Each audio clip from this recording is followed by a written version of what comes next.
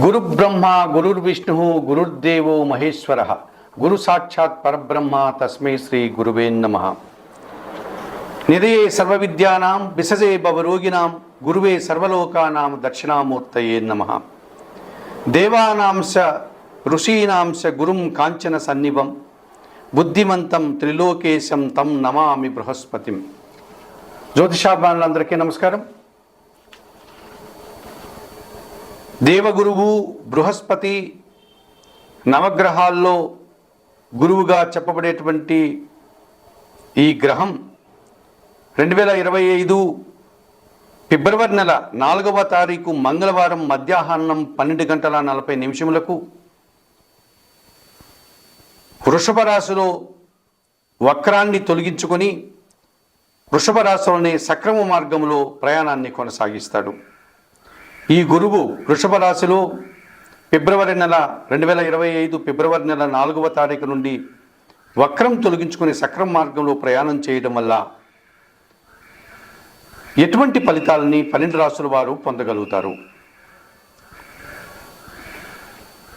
ఈ గురువు 2025 మే 14 వరకు అనగా 2025 ఫిబ్రవరి నెల 4వ తారీఖు నుండి 2025 మే నెల 14 వరకు ఇంచుమించుగా 100 రోజుల కాలం ఈయన వృషభ రాశిలో సక్రంగా ప్రయాణాన్ని కొనసాగిస్తాడు.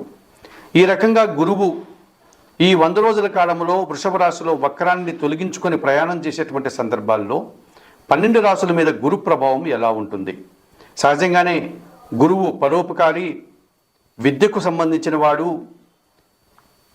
ఏ పనైనా మనం చేయాలనుకుంటే విస్తరణ వ్యాపకాన్ని కలిగినటువంటి వాడు, సద్గుణాలను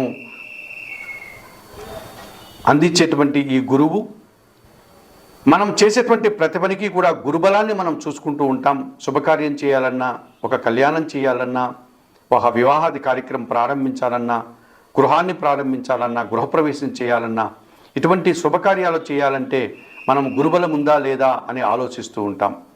అటువంటి గురుబలాన్ని అందించేటువంటి పరోపకారైనటువంటి విద్యావేత్త అయినటువంటి సద్గుణుడైనటువంటి గురువు యొక్క ప్రభావం 12 రాశుల మీద ఎలా ఉంటుంది? అటువంటి ప్రభావాన్ని మనం ఏ రకంగా చూసుకోవాలి అన్న విషయాన్ని ఇప్పుడు తెలుసుకోబోతున్నాం. ధనస్సు మీనరాశులకు అధిపతి అయినటువంటి ఈ బృహస్పతి, ఈ గురువు కర్కాటక రాశిలో ఉచ్చస్థానాన్ని పొందుతాడు, మకర రాశిలో నీచస్థానాన్ని పొందగలుగుతాడు, అనగా బలహీనపడతాడు. నవగ్రహాల్లో ఒక ప్రత్యేకమైనటువంటి విశిష్టతను, మంచికి మారుపేరుగా చెప్పేటువంటి గ్రహం గురుగ్రహం.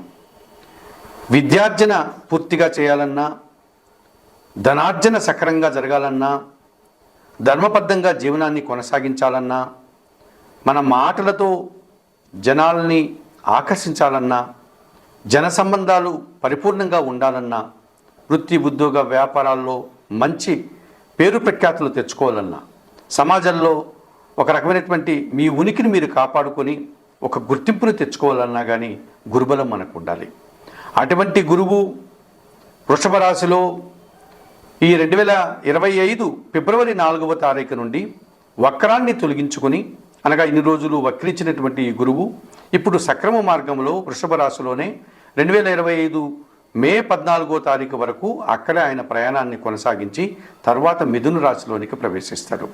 మరి వృషభ రాశిలో ఆయన సంచారం సక్రమ మార్గంలో వక్రాన్ని తొలగించుకుని సంచారం చేసేటువంటి ఈ 110 రోజుల కాలంలో ఇంచుమించుగా 12 రాశుల వారికి ఎటువంటి ఫలితాలు ఉంటాయి?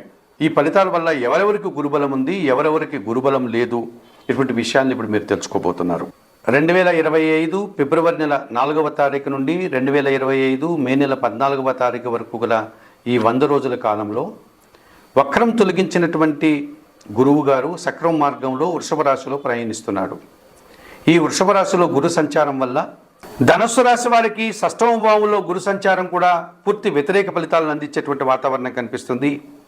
జన్మరాశ్యాధిపతి, చతుర్థాధిపతి అయినటువంటి ఈ గురువు 6వ భావంలో సంచరించడం వల్ల కొంతమంది ఆత్మీయులు శత్రువులుగా మారుతారు. కొన్ని కార్యక్రమాలు మీరు నిర్విఘ్నంగా కొనసాగించలేక ఆ కార్యక్రమాలని మీరు మధ్యలో ఆపాల్సిన పరిస్థితి ఏర్పడుతుంది.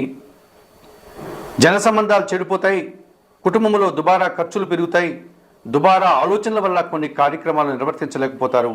విద్యార్థులు పోటీ ప్రపంచంలో మంచి ఫలితాలను అందుకోలేకపోతారు, మంచి ఫలితాలను అందుకోలేకపోతారు, విద్యారంగంలో రాణించలేకపోతారు, విదేశాలకు వెళ్ళలేకపోతారు. పనులు వాయిదా వేసుకొని మీరు ఆర్థిక సమస్యల్ని మీరు అనుభవించాల్సిన పరిస్థితి కనిపిస్తుంది. కొంతమంది అనారోగ్య సమస్యలతో బాధపడేటువంటి సూచన కూడా కనిపిస్తుంది. ధనుస్సు రాశి వారు షష్టభావములు గురు సంచారం వల్ల విపరీతమైనటువంటి కుటుంబ సభ్యుల కోరికలను మీరు తీర్చలేక సమస్యలను ఎదుర్కోవాల్సిన వాతావరణం కనిపిస్తుంది. అలాగే సమాజంలో తగినంత గుర్తింపు కానీ నూతన అవకాశాలు కానీ అందుకోలేకపోతారు. ఈ రకంగా ఒక పోరాట యోధుడిలాగా ధనుస్సు రాశి వారు ఈ గురువు 6వ భావంలో సంచరించడం వల్ల, సత్సంబంధాలు చెడిపోవడం వల్ల, అనుకున్న పనులు జరగకపోవడం వల్ల, పనులు వాయిదా పడడం వల్ల మీరు ఒక రకమైనటువంటి యుద్ధాన్ని చేయాల్సిన వాతావరణం కనిపిస్తుంది, పోరాటం చేయాల్సిన పరిస్థితి మీకు కనిపిస్తుంది. ఈ గురువు యొక్క అనుకూలతలు ఉన్నటువంటి రాసులు కానీ, అనగా గురుబలాన్ని పొందేటువంటి రాసులు కానీ, గురుబలాన్ని 50% పొందేటువంటి రాసులు వారు కానీ, గురుబలాన్ని పూర్తిగా పొందలేని రాసులు వారు అందరూ కూడా ఈ పరిహారాలు నిర్వర్తించుకోవడం వల్ల గురువును అనుకూలపరుచుకొని శుభ ఫలితాలతో ముందుకు వెళ్ళడానికి అవకాశం ఉంటుంది. గురు సంబంధించినటువంటి దేవాలయాలకు వెళ్ళి అక్కడ అందుబాటులో ఉన్నటువంటి గురుదేవులను సందర్శించుకోవడం, రాఘవేంద్ర స్వామిని కానీ, దత్తాత్రేయ స్వామిని కానీ, దక్షిణామూర్తి స్వాముల వారిని కానీ, హయగ్రీవ స్వాముల వారి ఆలయాలకు వెళ్ళి అక్కడ స్వామివారిని సందర్శించి నమస్కరించుకొని అక్కడ అందుబాటులో ఉండే పూజాది కార్యక్రమాలు నిర్వర్తించుకోవడం. గురువుకు సంబంధించినటువంటి ధాన్యమైనటువంటి శనగలను గురువారం రోజు గురువులకు కానీ, పేద బ్రాహ్మణులకు కానీ, పేదవారికి కానీ దానం చేయడం. మీకు విద్యాబుద్ధులు నేర్పినటువంటి గురువులు కానీ, సమాజంలో పేరు ప్రఖ్యాతులు తెచ్చుకున్నటువంటి మీరు అభిమానించే గురువులకు కానీ 1 కేజీ శనగలను దానం చేయడం, పసుపు వర్ణపు పండ్లను వారికి అందించి వారి ఆశీస్సులు పొందడం, వారికి నమస్కరించుకోవడం. గురువుకు సంబంధించినటువంటి జీవిత చరిత్రలు కానీ, అనగా గురు చరిత్రాది పుస్తకాలను కానీ, దక్షిణామూర్తి శ్లోకాలు కానీ, హయగ్రీవ స్వామి స్తోత్రాలు కానీ చదువుకోవడం, పారాయణం చేయడం. శనగలను గురువారం రోజు బాగా ఉడికించి నైవేద్యంగా తయారు చేసి గురుదేవులకు నైవేద్య సమర్పణ చేయడం, పసుపు వర్ణపు పండ్లను గురుదేవులకు నైవేద్యంగా సమర్పించడం, పసుపు వర్ణపు పూలమాలను గురుదేవులకు అలంకరించుకోవడం. ఈ రకంగా మీరు గురువులకు అనేక పరిహారాలు నిర్వర్తించుకోవడానికి అవకాశం ఉంటుంది. మీ కుటుంబంలో ఉన్నటువంటి పెద్దలను, తల్లిదండ్రులను గౌరవించడం, వారిని గురువులుగా భావించి వారికి నమస్కరించుకోవడం, ఇటువంటి కార్యక్రమాలు చేయడం వల్ల గురువు ప్రతికూలత నుంచి మీరు సానుకూల వాతావరణాన్ని పొందడానికి అవకాశం ఉంటుంది. ఇంకా అవకాశం ఉన్నవారు నవరత్నాల్లో కనక పుష్యరాగం ఎల్లో సఫైర్ని కుడి చేతి చూపుడు వేలకు మీరు ధరించుకోగలిగితే మరింతగా కూడా గురుబలాన్ని పొందగలుగుతారు.